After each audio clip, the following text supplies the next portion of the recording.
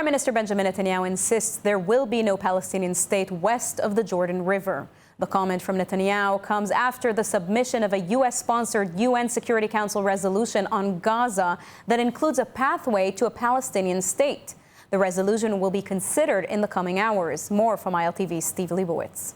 The UN Security Council will vote later today in New York on a draft resolution that would enshrine U.S. President Trump's comprehensive 20-point Gaza plan, which includes a passage saying the conditions may finally be in place for a credible pathway to Palestinian statehood once there is peace in Gaza and the Palestinian Authority is faithfully reformed. Israel is lobbying the U.S. and other countries to water down the language on Palestinian statehood.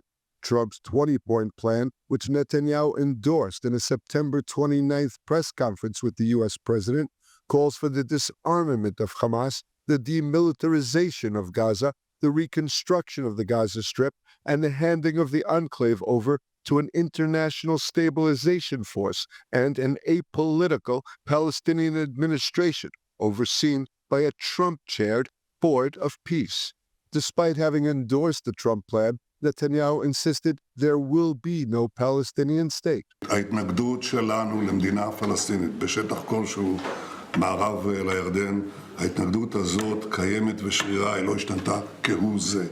אני עודף את הניסיונות הללו כבר עשרות שנים, ועושה את זה גם מול לחצים מן החוץ ולחצים מבית, אז אני לא זקוק לחיזוקים וציוצים והרצאות מצד איש. Amid reports that Hamas is reasserting control in Gaza, Netanyahu vowed that the terror group will be disarmed. הנושא של אי פירוז לכאורה של החלק של עזה שנמצא בידי החמאס. לא יהיה דבר כזה.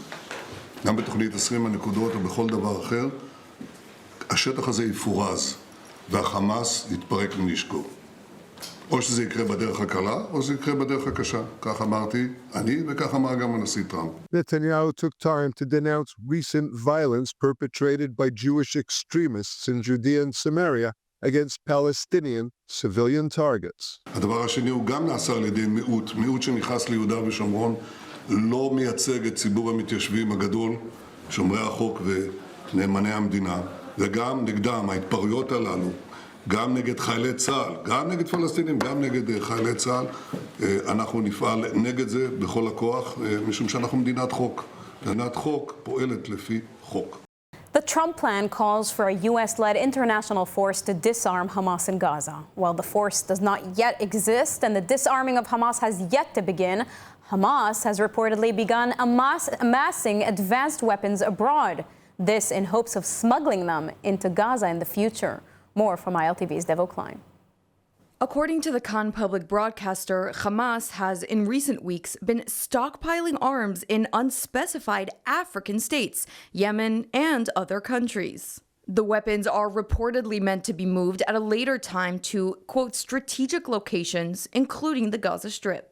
The ceasefire in Gaza is holding, but not without incident. The IDF says it killed a terror operative who crossed the yellow line, that Democrats, the area still held by the military after its withdrawal, and approached troops in the northern Gaza Strip today. The military says the operatives posed an immediate threat to troops, who then directed an airstrike that eliminated the terrorist. Some 100 Hamas gunmen remain trapped in tunnels under Rafah and still refuse terms of surrender. IDF Chief of Staff Eyal Zamir toured Rafah today, warning that the army is prepared to seize more territory in Gaza if the situation demands it. Zamir led a high-level assessment with the Southern Command and frontline commanders, reviewing developments across all arenas as the IDF maintains both the ceasefire and pressure on Hamas. Zamir said the IDF now holds operational control over half of Gaza, including key points and the Yellow Line security belt. He stressed troops remain ready for a rapid shift back to large-scale offensive operations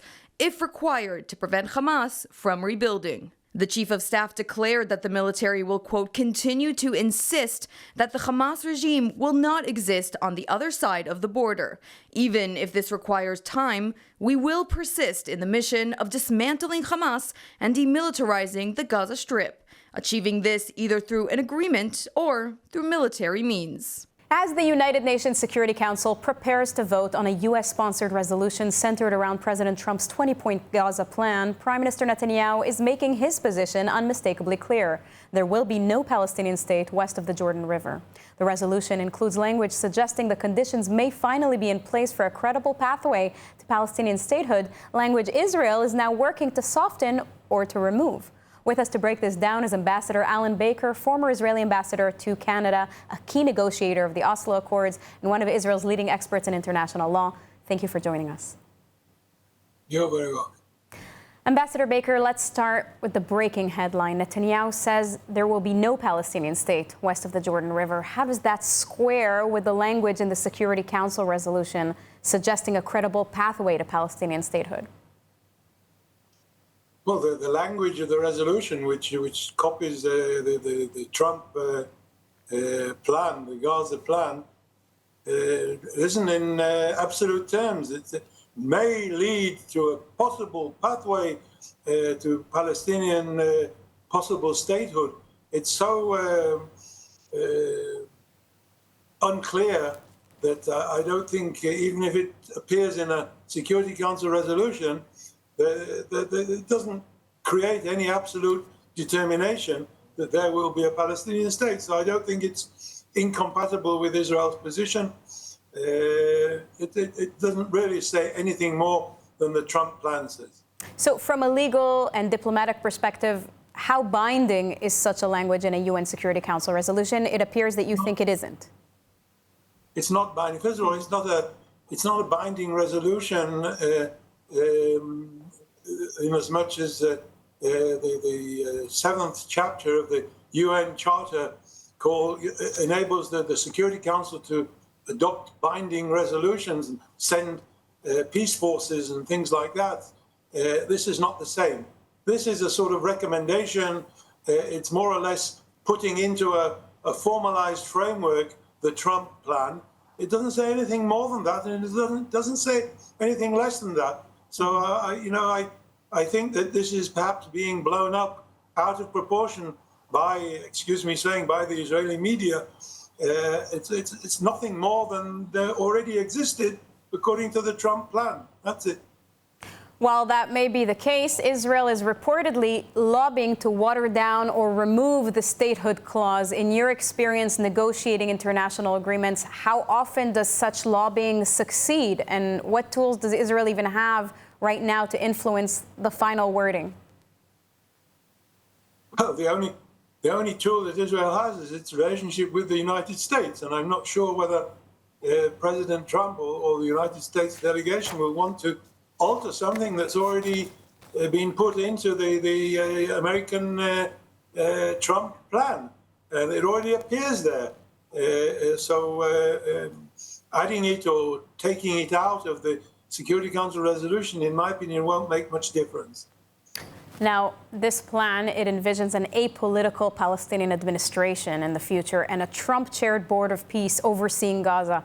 How realistic is that structure, and what happens when Trump is no longer there? Good questions. First of all, if Trump is president of this forum, then it's not necessarily limited to his presidency. It could also be after his presidency. That's one thing. But the other thing is this. It's difficult for me to see the Palestinian Authority ever being capable, able, or willing to take on the administration of the Gaza Strip. It's very difficult for me to see any possibility of Hamas agreeing to demilitarize, to remove its weapons, to destroy its fortifications, to blow up its tunnels. All these things are very, very difficult propositions for whatever administration force or presence will be. And it's difficult for me to see how states such as Turkey will want to advance anything like that. So because they're in cahoots with Hamas all the time, it's difficult for me to see them demilitarizing Hamas and taking away from them their weapons. So I think we have yet to see whether anything of this will really become realistic. Ambassador Baker, thank you very much for this input. You're welcome. The political fallout from the October 7th massacre continues to grow, and today the government has taken a controversial step. Instead of establishing a full independent state commission of inquiry, the standard after national failures, the cabinet has chosen to form its own government-led commission, a move that is already facing sharp criticism from experts, opposition figures, and families of victims. Our correspondent, India Naftali, joins us now with more on this decision. India, walk us through this government reasoning. Why choose a minister-led commission over a traditional state commission? Well, the government's saying that they want a quicker investigation that's not bogged down by lengthy legal processes. Now, this is different because this means ministers, not the Supreme Court, would basically outline the scope, the powers, and the timeline of the investigation of the operational failures that led to October 7th. This is also significant because a traditional commission, like the one that happened after the Yom Kippur War, it's appointed by the president of the Supreme Court and would operate with complete legal independence. Now, the government, we know this government does not trust the Supreme Court. They believe the Supreme Court is trust, thus the whole push for the judicial reforms. Itamar Ben-Gvir, he's even said during this process that in their investigation, they even want to have the Supreme Court examined and looked into. So we know that this comes from a deep distrust of the judicial branch coming from the executive branch. And how significant is the public pushback? What are the protesters demanding? Sure, the public pushback is huge. A public opinion poll showed that the majority of Israelis would rather opt for a traditional probe into the October 7th attacks, an independent state commission. And that's led to massive protest. I mean, this Saturday there was 2,000 people out protesting, and the organizers of the protest said that they will only continue to grow. But there are people, on the other hand, again, those who support the judicial reforms are totally pro this. They think that the judicial branch is not to be trusted. And like I mentioned, the likes of Ben-Gvir even believe that they should be investigated themselves for any involvement. Now, looking ahead, what happens next? What can we expect in terms of the timeline, recommendations, or further protests? So the Prime Minister Netanyahu, he's going to select a panel. And over the next 45 days, that panel will be able to outline the scope of this commission, which means they will basically define what they can and cannot investigate, the timeline and such. Now, what's different about this commission from the government is that they don't have full subpoena power. There are different hoops that they will have to go through. They're not operating with full legal independence like a traditional commission would. So that presents a lot of difficulties and questions of whether this investigation could properly identify operational failures from October 7th. But we can expect more protests to come, greater pushback in the public, and we do know that there's likely going to be major political battles here in Israel over this issue. So now we spoke about the general public. Do we know what families of victims are feeling about this? Yes, a lot of the families of the hostages are also, they're pushing for this traditional probe. Again, it's something that most of the protesters and families involved, the October Commission, which is a group that's also been pushing for this full investigation led by the Supreme Court, the president of the Supreme Court, who would appoint people to lead this investigation, and they would have full subpoena power and legal independence. Mm-hmm. Well, we will certainly keep following this story and see how this unfolds. Thank you very much, India Naftali. Thank you, Sivan. Amid ongoing Hezbollah ceasefire violations, the IDF has carried out a number of strikes and ground operations targeting the Lebanese terrorists' efforts to re-entrench in South Lebanon. More on this from ILTV, Steve Leibowitz. The IDF confirms carrying out a drone strike in southern Lebanon last night, seeing it killed a Hezbollah operative. The strike near the village of Mansouri, south of Tyre, killed Mohammed Ali Suwaik.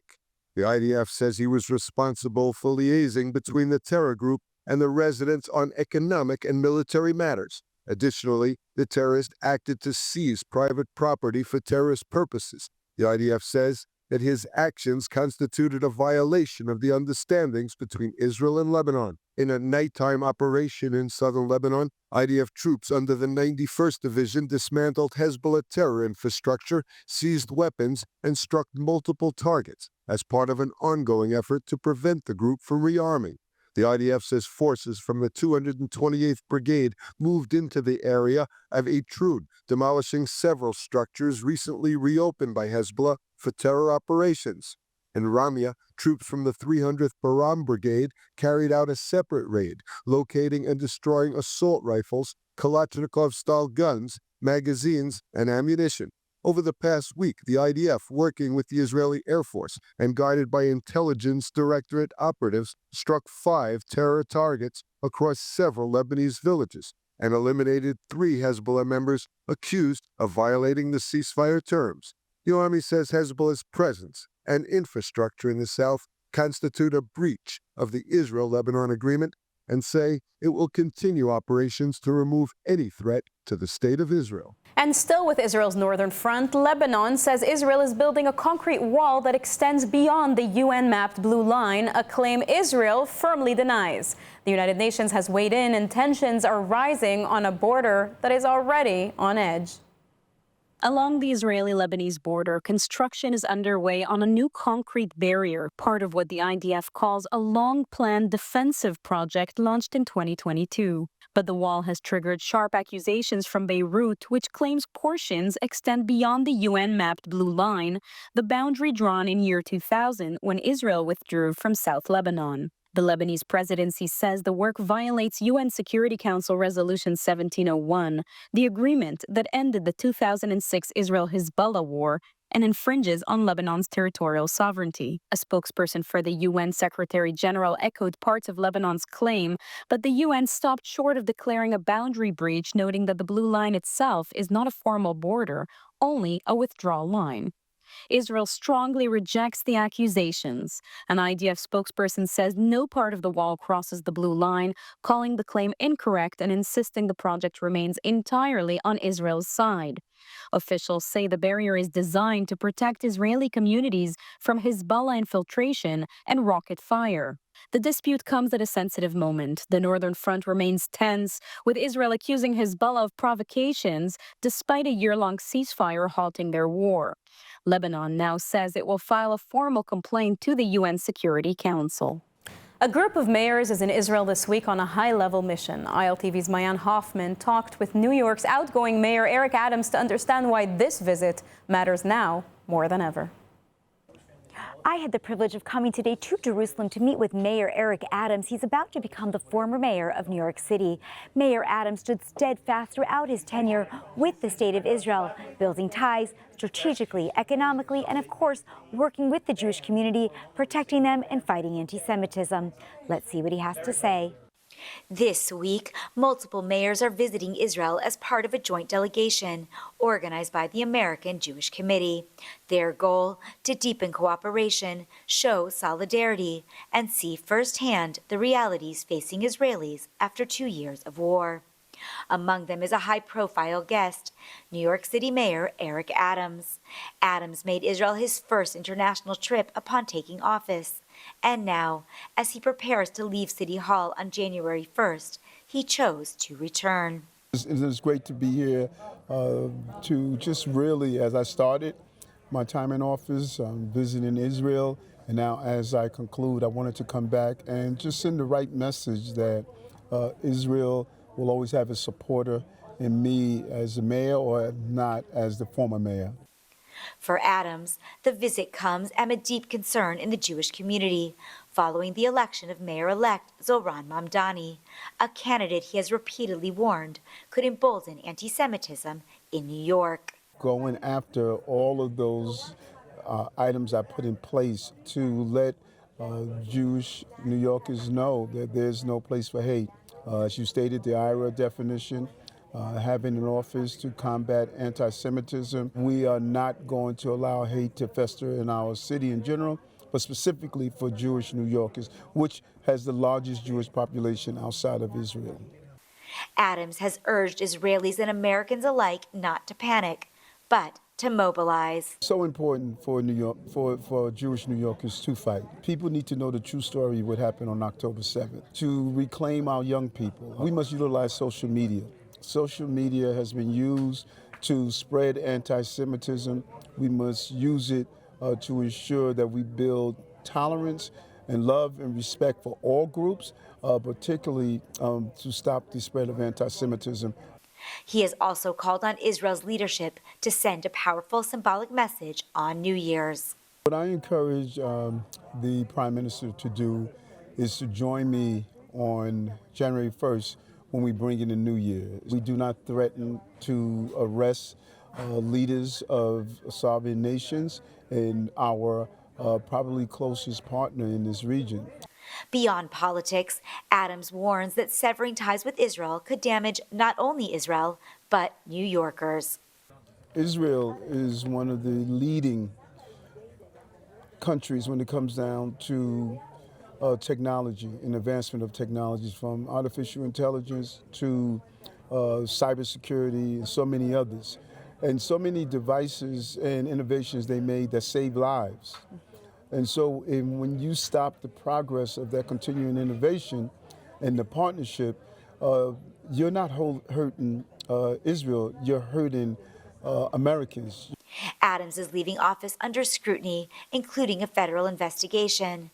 But he says he stands by the choices he made. I was defending a city that I love, and when I saw a migrant and asylum seeker crisis that overwhelmed our city in the tunes of over $7 billion, I knew it was my obligation. They came after me because I protected the city that I love. As for what comes next, I want to go back to school, get my doctorate, I want to write a book, and I have some great business opportunities that are waiting for me. while Adams drew most of the attention on the mission, other U.S. mayors told ILTV they came for the same reason, to stand with Israel and with American Jewish communities back home. We feel it's like probably the most welcoming place for Jewish people outside of Israel. We're reaching out to our brothers and sisters in New York and saying, if you don't feel comfortable, which is right now we're hearing a lot of, come to Miami Beach. And for Aventura, Florida, Aventura stands with Israel yesterday, today, and tomorrow. Now let's take a look at the weather forecast. Cloudy skies are expected around most of the country tonight, with temperatures reaching lows of 14 degrees Celsius or 58 degrees Fahrenheit. Then tomorrow we'll see partly cloudy skies alongside steady temperatures, seeing highs of 26 degrees Celsius or 79 degrees Fahrenheit. That's a wrap for today's news. For the latest updates from Israel on all your devices, be sure to follow our ILTV channels and our new live channel. And you can also catch us on Screen IL with 24/7 live coverage. Stay informed with the latest news straight from the heart of Israel. I'm Sivan Raviv. Be well, be safe, and thank you so much for watching.